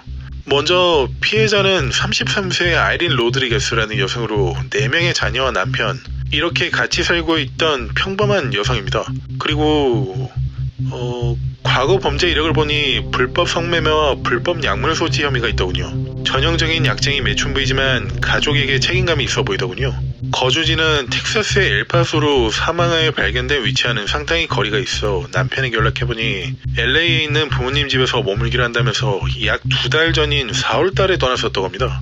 그런데 이상하게도 그녀의 부모님은 집에 온 적이 없다며 얘기하더군요. 남편을 통해 친한 친구들의 연락처를 받아 연락을 돌려보니 LA에 있는 한 친구 집에서 머물렀던 게 확인되었습니다. 그 룸메이트 여성은 어제죠. 6월 28일 금요일 오후 8시에 출근하는 모습을 마지막으로 봤다고 했습니다. 벌써 많이 진행되었군요. 어제 아침에 발견하셨다고요? 네, 여기 공업단지 근처에서 쓰레기를 찾아 돌아다니던 노숙자가 신고였었죠. 목에는 브래지어가 단단히 메어져 있었고 컨테이너를 옮기는 트레일러 아래쪽에서 거의 나체로 누워 있었습니다. 셔츠는 어깨까지 완전히 젖혀져 있었고 흰색 양말이 신겨져 있었습니다. 그 외에 소지품이나 옷들은 아무것도 발견되지 않았고요. 단지 그녀가 약을 했을 것으로 보이는 주사기만이 옆에 놓여져 있었습니다. 그리고 지문 대조로 신원을 파악했었습니다. 혹시 나뭇가지가 몸 위에 올려져 있던가요? 그랬습니다. 제가 잠시 잊고 있었네요. 보고서에는 적어놨는데 아직 정리 중이라. 그렇군요. 그럼 며칠 전에 발견됐던 샤넬 씨 사건 현장과 대조해 보셨습니까? 아니요, 그 사건은 1팀에서 담당하고 있는데 제가 확인해야 할 내용인데요. 이건 명백한 연쇄살인 사건입니다. 살인사건 1팀 팀장에게 연락해 사건을 취합해 주시죠. 제가 그쪽으로 이동하겠습니다. 말리부의 언덕에서 셰릴 롱의 사체가 발견된 지 8일이 지난 7월 15일 월요일 오전, 셰릴 롱 사건을 담당하고 있던 LA 카운티 보안강국 로니 랭캐스트 형사와 셰넌과 아이린의 사건을 담당하고 있던 LA 경찰국 살인사건 전담팀 프레드 밀러 형사는 홀렘백 근처의 빈 사무실에서 만나고 있었습니다. 그리고 그 만남에는 LA 경찰국 홀렘백 지역 살인사건 1팀장인 리차드 앨리스, 2팀 팀장 윌리엄 데이비스, 롱비치 경찰국 브라이언 더피 형사가 함께하고 있었죠. 여기서 브라이언 형사는 지난 6월 10일 월요일에 들판에서 발견된 흑인 매춘부인 앨리스 듀발 사건으로 참여하고 있었습니다. 최초 희생자를 알고 있던 셰넌을 발견하기 약 10일 전에 발견되었던 피해자였습니다. 비록 브래지어로 목이 졸린 것이 아니라 손으로 졸려 사망했지만 프레드 형사는 점점 진화해가는 범인의 모습을 나타낸 것일 수도 있다며 브라이언 형사를 불렀던 것이었죠. 이들이 모여 사건에 대한 증거들을 놓고 범인이 범행할 때의 특징을 추려내기 시작했죠. 그래서 정리된 부분은 첫 번째, 목을 조를 때 썼던 브래지어의 매듭법이 비슷함. 두 번째, 나뭇가지들이 사체 위에 올려져 있었음. 마지막으로 세 번째는 브래지어로 목을 조르기 전 손으로 조르다가 마지막에 브래지어로 목을 졸랐을 것으로 예상됨. 사체에선 손과 브래지어의 압박근이 동시에 나타나고 있었기 때문이었습니다. 이렇게 정리가 되었지만 매듭법에 대해선 이들이 전문가가 아니었기에 전문가의 의견을 기다려야만 했습니다. 그리고 이미 피해자들을 분석하고 있던 전문가는 LA 카운티 보안강국 범죄연구소에서 바쁜 시간을 보내고 있었죠. 그녀는 린 헤럴드 박사였습니다. 그녀를 포함해 그곳에서 일하는 몇몇의 병리학 박사들은 매년 약 7만 건의 피해자들을 조사 및 분석하고 있는 뛰어난 사람들이었죠. 실로 어마어마한 피해자들의 숫자를 본다면 LA 지역에서만 발생하는 사건이 얼마나 많은지 가늠할 수 있을 듯합니다. 다행히도 7만 건의 피해자는 모두 사망자는 아니라고 합니다. 크고 작은 범죄에서 나온 특징들을 분석하기에 최근에 살해당한 매춘부들 사건부터 시비로 인한 단순 폭행건까지 담당하고 있죠. 어쨌든 린 박사는 당시까지 약 15,000명의 피해자들을 분석해왔던 전문가였고 온갖 방식의 흉기, 상처들, 사건 현장을 봐왔기에 프레드 형사가 믿고 있던 사람 중 한 명이었습니다. 그녀는 과거에 테이프, 밧줄, 전기선, 전화 케이블, 스피커 전선, 옷걸이 같은 수많은 방식으로 피해자의 목을 졸랐던 케이스들을 봐왔었고 이번 범행에 쓰인 브레이저를 보자마자 일반적인 방법으로 매듭을 지은 게 아니란 것을 알아냈습니다. 그녀 입장에선 처음 접하는 방식이었죠. 셰넌, 아이린, 셰리의 목을 졸랐던 3개의 브레이저 모두 와이어가 없는 제품이었습니다. 그리고 그 속옷은 범인이 칼과 같은 날카로운 도구를 이용해 어깨끈 2개의 중간을 잘라낸 뒤 가슴을 두르는 끈에 작은 구멍을 내 집어넣어 마치 올가미와 같은 방식으로 개조한 것이었죠. 그냥 단순히 매듭을 지어 즉흥적으로 살해한 것이 아니라 본인의 방식대로 개조하여 살해 도구를 만들어냈던 것이었습니다. 범인은 손으로 목을 졸라 의식을 잃도록 만든 뒤 속옷을 그 자리에서 정성스럽게 개조하여 복잡한 매듭으로 살해를 마무리 지었을 것으로 예상되었습니다. 그리고 일반적인 사람들은 이 사건을 접한 뒤 브레이저가 교살에 많이 사용된다고 생각하기 쉬웠는데 린 박사 입장에서도 처음 접한 케이스였습니다.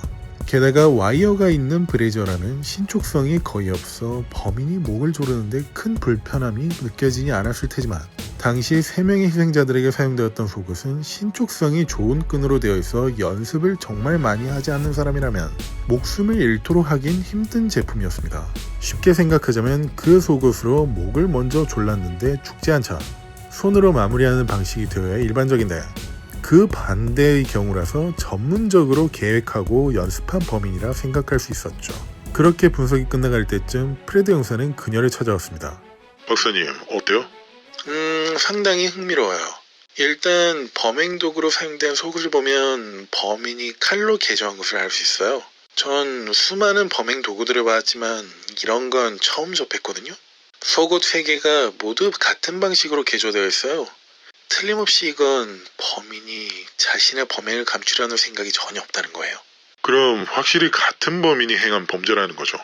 네, 그리고 가장 먼저 발견되었던 피해자 앨리스는 다소 투박한 방식으로 목을 졸라 죽인 것을 알 수 있어요. 얼굴에 폭행 흔적도 있고요.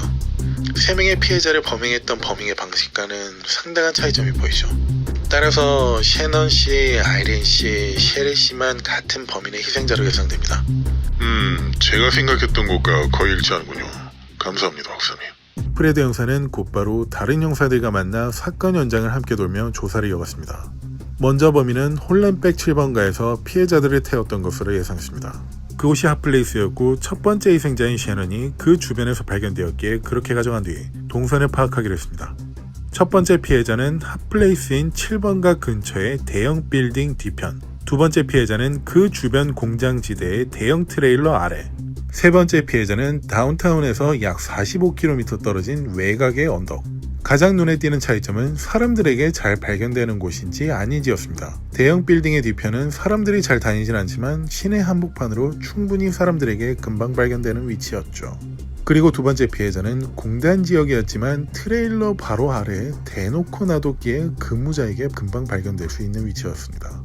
마지막 피해자는 다운타운에서 비교적 많이 떨어진 곳으로 사람들의 눈에 띄기 힘든 위치라는 차이점이 있었습니다. 범인의 신경 변화가 있었을지도 모르는 일이었지만 중요한 점은 피해자가 발견된 지점에서 살인을 저지른 건지 다른 곳에서 저지른 후 유기한 것인지였죠. 현장을 모두 둘러보았지만 그 부분을 확신할 수 있을 만한 증거는 발견되지 않았고 프레드 형사는 7번가에서 용의자로 특정할 수 있을 만한 사람을 찾아내기 위해 잠복을 시작했습니다.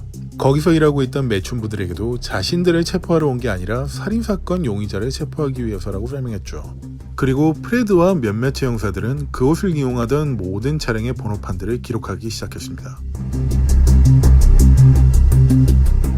한편 따로 사건을 조사하고 있던 로니 형사는 미시간에 있는 셰리의 친오빠와 연락이 닿을 수 있었습니다. 제 동생은 종종 전화통화를 하며 안부를 묻곤 했었어요. 셰리는 주로 콜렉트콜로 전화를 걸었어요. 그리고 한동안 연락이 되지 않길래 그냥 바쁘겠거니 하고 생각하고 있었는데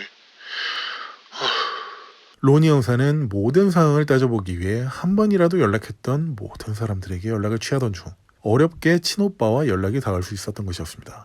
누구든지 용의자는 될 수 있는 상황이었기에 먼저 그의 통화 기록을 살펴보았습니다. 그러자 사망한 채 발견되기 전날 밤에 할리우드에서 콜렉트콜로 오빠에게 전화했던 사실을 알 수 있었습니다. 범인은 높은 확률로 홀렘백 7번가에서 드나들던 트럭 운전수 중 한 명일 것이라 생각하고 있던 로니 형사는 왜 그녀는 일하는 시간에 할리우드에서 오빠에게 전화를 걸었을까 하는 궁금증이 생겼습니다. 만약 트럭 운전수가 맞다면 7번가에서 그녀를 태우고 할리우드로 갔다고 가정할 수 있는데 굳이 트럭 운전수가 할리우드로 갈 만한 이유는 없었죠. 차라리 한적한 곳으로 간다면 말이 되겠지만 언제나 사람들이 북적이는 거리 한복판이라면 더욱 말이 되지 않을까 말이죠.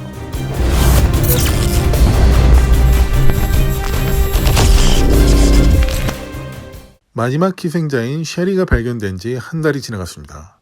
그동안 추가적인 희생자는 다행히도 나오지 않았지만 수사에도 큰 진척이 보이진 않고 있었죠. 그리고 로니 형사는 셰리의 전 남자친구를 추적하고 있었습니다. 얼마 전에 감옥에서 막 풀려난 그는 경찰국으로 출석하길 거부했지만 어머니와 여동생이 같이 한다면 경찰국 근처 식당에서 만나겠다고 했죠.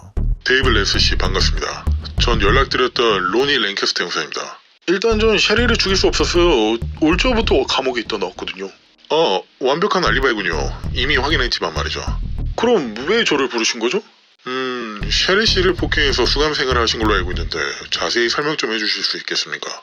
전 셰리와 할리우드에 있는 페퍼트리 모텔에서 살고 있었어요. 하지만 헤로인과 매춘 때문에 하루도 조용히 넘어가는 날이 없었죠. 제 말을 조금 더 들어줄 생각이 없는 그녀를 폭행한 이유도 그것 때문이었어요. 때린 건 잘못했지만 조금이라도 바뀌었으면 했거든요. 어쨌든 그렇게 감옥에 들어간 이후로는 한 번도 못 봤어요. 그 뒤로는 여기 있는 제 동생이 그녀를 도와줬다고 들었어요. 셰리와 동갑이었거든요. 그럼 동생분에게 얘기를 들어봐야겠군요. 성함이... 샌드라 애덤스예요. 네, 샌드라 씨. 그럼 계속 설명해 주시겠습니까? 셰리가 사라진 건 7월 1일이었어요.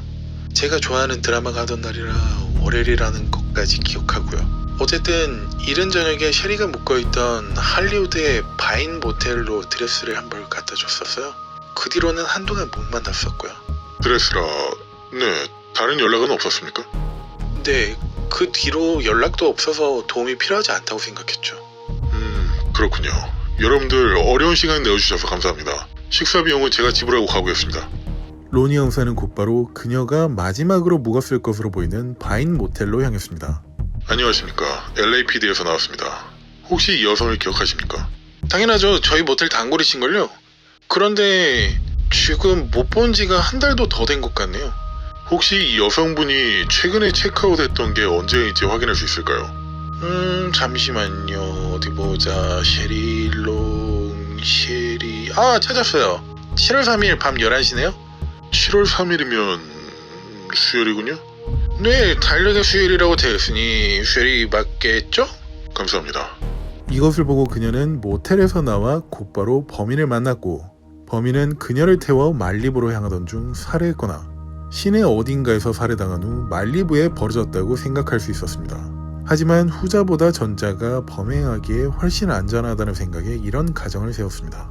범인은 말리부의 어딘가에서 열리는 파티에 동행해줄 매춘부를 섭외했을 것이다. 큰 돈을 지불하겠다며 찾아다닌 끝에 셰리를 알게 되었고 셰리는 그 파티에 참여하기 위해 드레스를 빌려 차려입고 범인을 만났을 것이다. 하지만 범인은 말리부로 향하던 중 아무도 없는 허허벌판 언덕 한가운데로 끌고 가 살해했을 것이다. 주어진 단서로 세워본 그럴듯한 가설이었습니다. 한편 잠복 수사를 계속 진행하고 있던 프레드 형사는 로니 형사에게 이런 사실들을 전해듣고 일반적인 연쇄살인범들과는 다른 패턴을 보이고 있는 범인에 대해 생각하고 있었습니다. 범행에 깔끔하게 성공하면 할수록 자만심으로 인해 범행을 저지르는 텀이 짧아지는 일반적인 케이스와는 다르게 약 보름 사이에 3명을 살해하고 그 이후로는 아무런 소식이 없었기 때문이었습니다. 그래서 다른 곳으로 도망쳐 범행을 추가적으로 이어갈 수도 있을 거라 판단한 뒤 FBI에 수사 협조를 요청했습니다. 하지만 동일한 패턴의 매춘부 살인 사건에 대해 조사해본 FBI는 그런 사건이 전혀 없다고 알려왔죠. 그렇게 시간은 무더웠던 여름이 지나 가을이 다가오고 있었습니다. 그러는 동안까지도 프레드 형사는 여전히 매춘부 살인 사건 조사에 매진하고 있었습니다. 1992년 3월 5일 목요일 마지막 살인사건이 벌어진 지 약 8개월이라는 시간이 지나고 있던 날이었습니다. 모두가 그 사건을 잊어가고 있을 때 프레드 형사는 여전히 단서를 캐기 위해 힘쓰고 있었습니다. 프레드, 나야 마이클. 안녕하세요, 검사님. 어떤 일로 연락 주셨죠? 다른 게 아니라 FBI에서 수사 협조 공문이 왔는데 자네가 알아야 할 것 같아서 말이지. 제가 도와야 할 것이라도 있습니까? 매춘부 살인 사건 아직 자네가 담당하고 있는 걸로 알고 있는데. 네, 맞습니다. 먼저 오스트리아에서 인터폴 워싱턴 지부 쪽으로 연락이 왔었는데 매춘부 살인 사건 용의자가 미국으로 출국하는 바람에 기소가 진행되지 않고 있다더군. 오스트리아에서 범행을 했던 용의자인가요? 맞아. 그런데 기자라는 신분으로 속이고 입국을 했다고 해. 이름은 요한 잭 운터베거. 현재 혐의는 7건의 살인 혐의. 모두 매춘부야. 혹시 입국 날짜가 어떻게 되는지 알고 계십니까? 1991년 6월 11일에 입국했고 1991년 7월 16일까지 체류 예정이라고 되어 있어. 이게 관광비자라서 오래 머무르진 못해. 그래서 오스트리아로 출국했다가 다시 미국으로 언젠가 흘러 들어온 것 같아. 그리고는 미국 어딘가에 있는 거지. 6월 10일이라면 저희가 담당하고 있는 매춘부 살인 사건이 최초로 발생했던 날짜와 거의 흡사한데요? 맞아. 나도 사건 파일을 보자마자 왠지 우리 사건과 관련이 있다 생각해서 자네한테 연락할 것에. 알겠습니다. 그럼 저희 측에서 용의자를 추적해보겠습니다. 프레드 형사는 먼저 오스트리아의 비엔나 경찰국으로 연락해 담당 형사인 에른스트 가이거를 찾았습니다.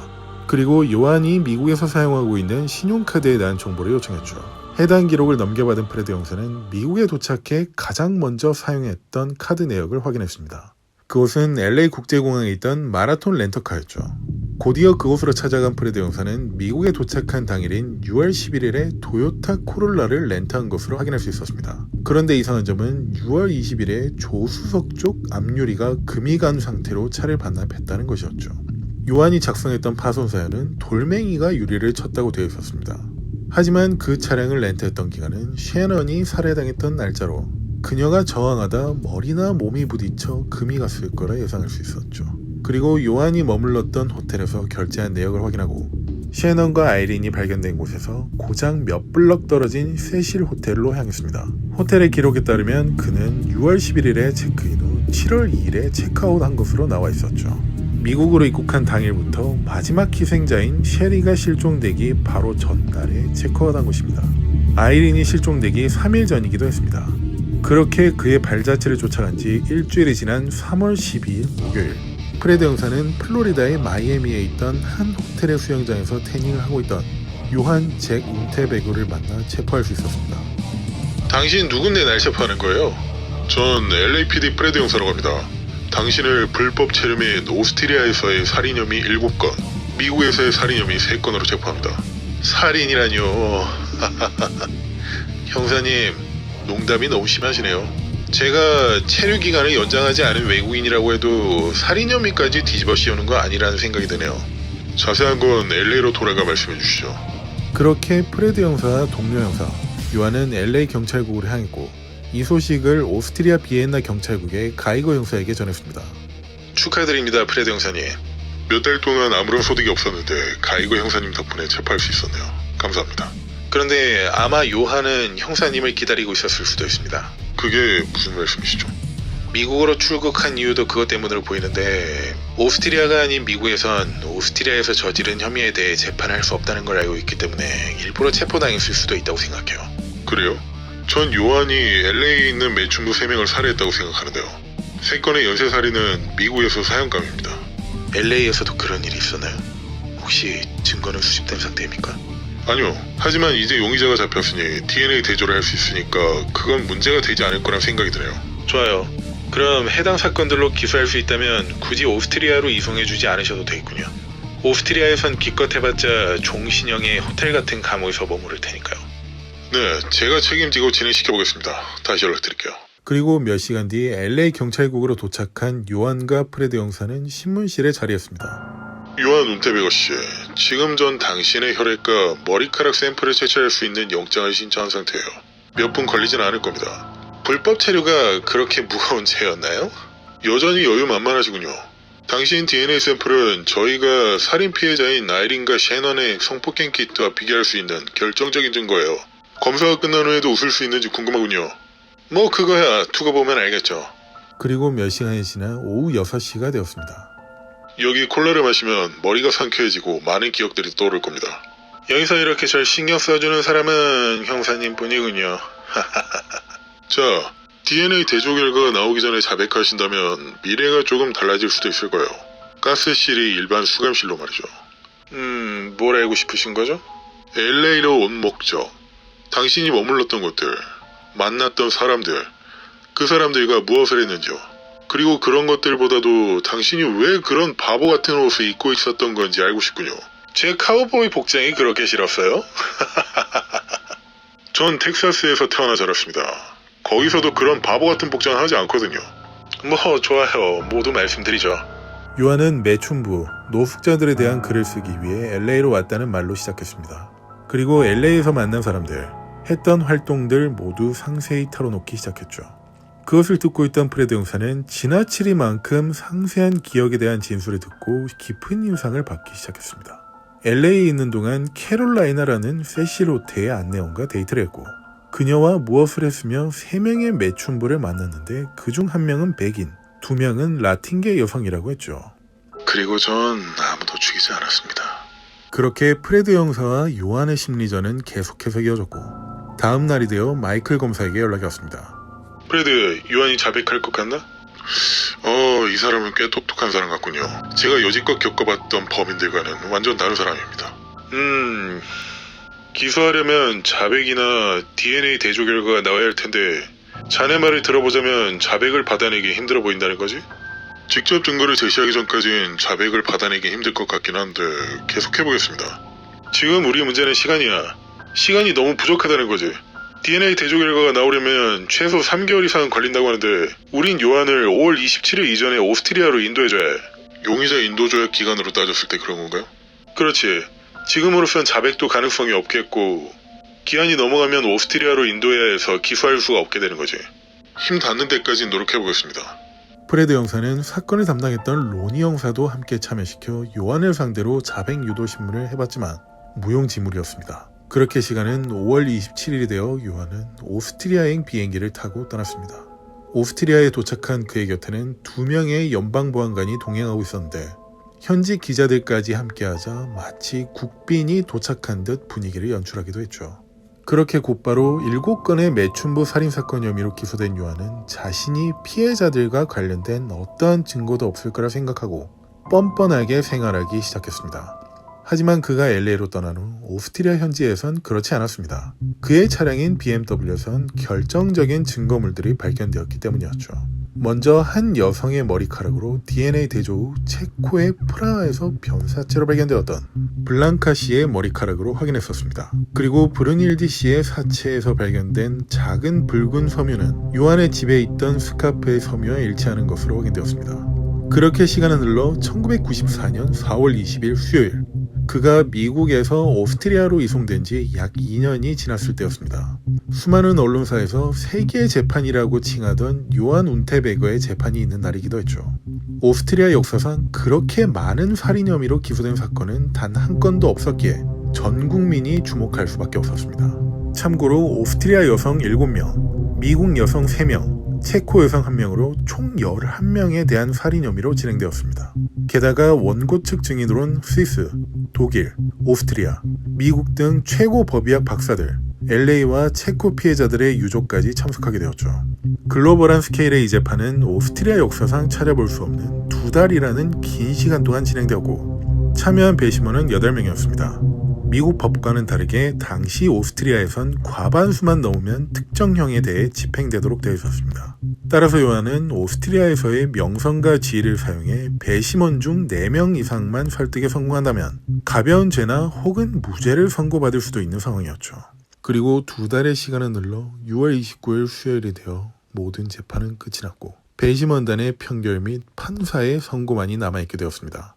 그날 아침 배심원단은 평일을 들어갔고 약 10시간이 지난 오후 8시가 되어 모든 심사가 끝났다며 판결 낭독이 시작되었습니다. 배심원단은 워낙 많은 사건에 대해 평일을 하느라 시간이 오래 걸렸고 해당 판결을 내는데 뒷받침되는 이유들을 낭독하는 데만 자그마치 50분이 걸렸습니다. 그렇게 8시 50분이 되어 최종 판결을 시작했습니다.